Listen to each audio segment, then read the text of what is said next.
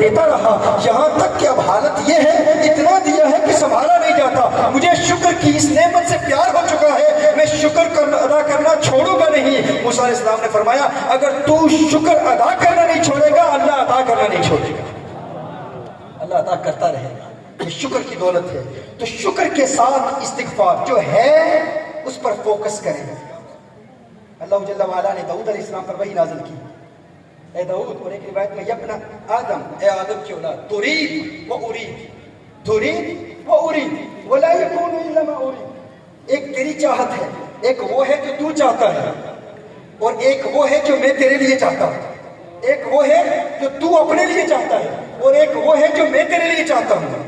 ہوگا وہی جو میں چاہتا ہوں، ہوگا وہی جو میں چاہتا ہوں۔ اور اگر تو اپنی کوشش، اپنی ہمت، اپنی ایمبیشن، اپنے ایفرٹ، اپنی جد و جہد سے اسے چینج کرنا چاہتا ہے، اسے تبدیل کرنا چاہتا ہے جو میں تیرے لیے چاہتا ہوں، اتعبتک، میں تجھے تھکا دوں گا۔ کر لے کوشش، کر لے کوشش۔ اگر تو اپنی ہمت کے ذریعے، اپنی کوشش سے اسے تبدیل کرنا چاہتا ہے جو میں تیرے لیے چاہتا ہوں، تو کہتا ہے میں تو بہت بڑا عالم ہوں، بہت انٹیلیجنٹ ہوں، ٹھارکن آف نالج ہوں، میں اپنی وزڈم کے ذریعے، اپنے اہم فیصلوں کے ذریعے میں نے کامیابی حاصل کی ہے۔ میں اگر دولت مند ہوں تو اپنے فیصلوں کی وجہ سے دولت مند ہوں۔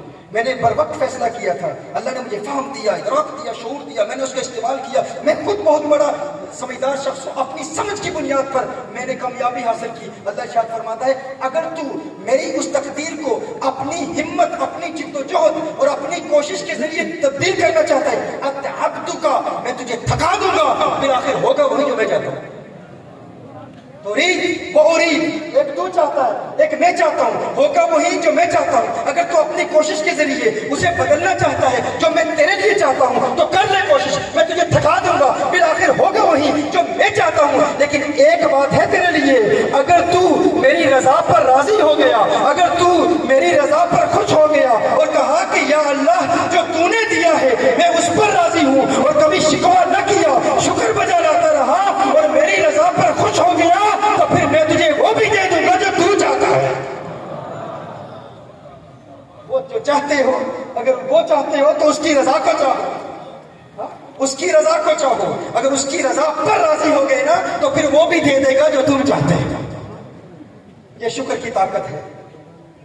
کبھی نہ سوچو مجھے کم دیا، کم دیا۔ نبی کریم صلی اللہ علیہ وسلم نے ارشاد فرمایا جو اللہ کے عطا کردہ، مولا علی کرم اللہ وجہ کریم روایت فرماتے ہیں، حضور نے ارشاد فرمایا جو اللہ کے عطا کردہ تھوڑے رزق پر راضی ہو گیا اس دنیا میں، جو اللہ کے عطا کردہ تھوڑے رزق پر راضی ہو گیا، قیامت کے روز اللہ اس کی تھوڑی نیکیوں پر راضی ہو کر اسے جنت عطا فرما دے گا۔ کہ اے بندے تو بندہ ہو کر میرے تھوڑے رزق پر مجھ سے راضی ہے تو میں رب ہو کر تیری تھوڑی نیکی پر تجھ سے راضی ہوں۔ اللہ کی رضا پر راضی رہنے کی کوشش کریں اور پھر استغفار پڑھیں، شکر بجا لاتے ہوئے استغفار پڑھیں۔ میں اس جملے پر اپنی گفتگو ختم کرتا ہوں کہ استغفار آپ کو مستجاب الدعوات بناتا ہے۔ مستجاب الدعوات کیا ہوتا ہے؟ مستجاب الدعوات وہ ہوتا ہے جس کی ہر دعا قبول ہوتی ہے۔ ہر دعا قبول کیسے ہوتی ہے؟ امام احمد بن حنبل رحمۃ اللہ تعالی علیہ مجتہد مطلق ہیں، ایک سفر پر جاتے ہیں، مغرب کی نماز ادا کرتے ہیں، مغرب کی نماز کے بعد ایک بزرگ ان کے پاس آتے ہیں، ایک بابا جی، اس طرح مساجد میں بابا جی ہوتے ہیں نا، وہ کہتے ہیں کہ بابا لکھ لو میں نے مسجد کا دروازہ بند کرنا ہے۔ اس دور میں کوئی سوشل میڈیا تو تھا نہیں کہ تصویریں ہوتی اور لوگ دکھاتے اور کہتے ہیں یہ اپنے دور کا مجتہد مطلق ہے۔ آج کل تو چھوٹے چھوٹے بچوں کی تصویریں مشہور ہوتی ہیں اور بڑے بڑے اہل علم بیچارے مجمع میں بیٹھے ہوتے ہیں، کوئی ان کو جانتا نہیں، کوئی پہچانتا نہیں۔ احمد بن حنبل مجتہد مطلق ہے۔ ایک بندہ آتا ہے، وہ کہتا ہے کہ عائشہ کی نماز کے بعد میں نے مسجد کا دروازہ بند کرنا ہے، آپ جائیے۔ انہوں نے کہا شدید سردی ہے، مجھے رات یہیں گزارنے دو۔ اس نے کہا نہیں نکلو بابا۔ بابا جی اپنا سامان لے کر امام احمد بن حنبل مسجد سے نکلتے ہیں، باہر جاتے ہیں، ایک تنور پر ایک نوجوان، ایک نان بھائی کی دکان ہے،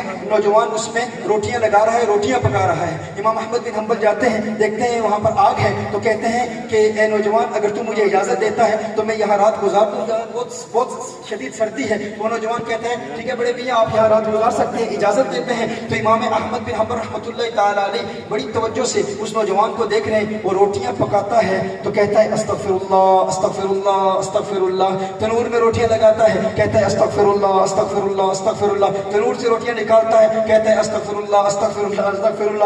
امام احمد بن حنبل رحمۃ اللہ تعالیٰ علیہ بڑی محبت بڑی نگاہوں سے اسے دیکھ رہے ہیں. اس نے کہا بڑے میاں یوں مجھے مسکرا کر کیوں دیکھ رہے ہیں؟ آپ نے فرمایا کہ مجھے یہ تیری استغفار پڑھنے کی ادا بہت پیاری لگی، بہت اچھی لگی. اس نے کہا استغفار سے تو مجھے پیار ہے. آپ نے فرمایا کیوں پیار ہے؟ اس نے کہا کہ اس استغفار کی برکت سے میں آج مستجاب الدعوات بن چکا ہوں. استغفار کی کثرت کی برکت سے استغفر اللہ الذی لا الہ الا هو الحی القیوم واتوب الیہ، یا صرف استغفر اللہ پڑھتے رہو. کہا اس کی برکت سے آج میں مستجاب الدعوات بن چکا ہوں. آپ نے فرمایا مستجاب الدعوات یہ تو بہت بڑا دعویٰ ہے. مستجاب الدعوات تو وہ ہوتا ہے جس کی ہر دعا اللہ کی بارگاہ میں قبول ہوتی ہے، جو مانگتا ہے اللہ عطا فرماتا ہے. تو ولایت کا اتنا بڑا دعویٰ کر رہا ہے کہ تو مستجاب الدعوات ہو چکا ہے. کہا ہاں میں مستجاب الدعوات ہو چکا ہوں، جو دعا کرتا ہوں اللہ قبول فرماتا ہے. امام احمد بن حنبل نے فرمایا تو پھر بتا آج کیوں استغفار پڑھ رہا ہے، آج کیوں استغفر اللہ کا ورد کر رہا ہے؟ اس نے کہا بڑے میاں آج میری اس تنور پر ڈیوٹی لگی ہوئی ہے، میرے مالک نے مجھے کہا تجھے آج چھٹی نہیں ہے. میں نے چھٹی مانگی. کہا کیوں مانگی؟ کہا مجھے بتایا گیا ہے کہ آج ہمارے شہر میں اللہ کا ایک ولی آیا ہوا ہے، میں اس ولی کا دیدار کرنا چاہتا ہوں. اس کے دیدار کی تمنا میں استغفار پڑھ رہا ہوں. مجھے یقین ہے استغفر اللہ سے مجھے اس کی زیارت ہو جائے گی، اس لیے استغفار پڑھ رہا ہوں. امام احمد بن حنبل نے کہا ذرا بتا تو صحیح کہ وہ اللہ کا ولی ہے کون؟ کہا کیا تم نہیں جانتے اس دور کا مجتہد مطلق احمد بن حنبل آج ہمارے شہر میں آیا ہوا ہے، اس کی دیدار کی تمنا میں استغفار پڑھ رہا ہوں. امام احمد بن حنبل نے کہا اے نوجوان آ پھر سینے لگ جا، یہ تیری استغفار ہے جو مجھے مسجد سے کھینچ کے لائی ہے. میں ہی احمد بن حنبل ہوں، یقیناً تو مستجاب الدعوات ہو چکا.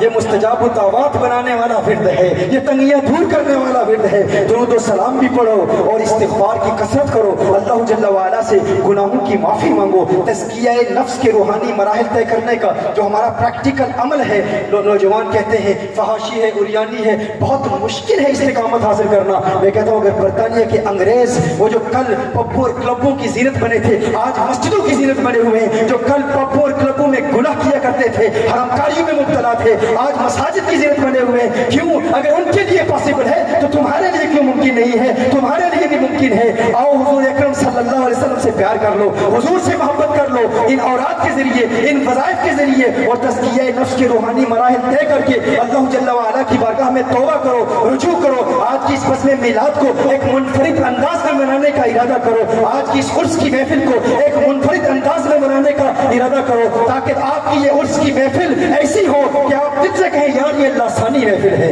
یہ یقیناً اللہ ثانی ہے. اس محفل کا کوئی ثانی نہیں جہاں ہمیں عقائد میں پختگی بھی دی گئی، جہاں ہمیں تسلط فی عقیدت اہل سنت دیا گیا، جہاں ہمیں بتایا گیا عقائد اہل سنت میں پختگی کی اہمیت کیا ہے، اور یہ بھی بتایا گیا کہ اللہ کا قرب کیسے حاصل کیا جاتا ہے، آقا کا پیار کیسے حاصل کیا جاتا ہے، زندگی میں کامیابی کیسے حاصل کی جاتی ہے، آخرت میں کامیابی کیسے حاصل کی جاتی ہے. اللہ جل وعلا ہمیں دین اسلام پر استقامت عطا فرمائے. ان مشائخ، ان بزرگوں کا سایہ تادیر ہمارے سروں پر قائم و دائم فرمائے اور ان مشائخ کی تعلیمات کا علم حاصل کرنے کی توفیق عطا فرمائے.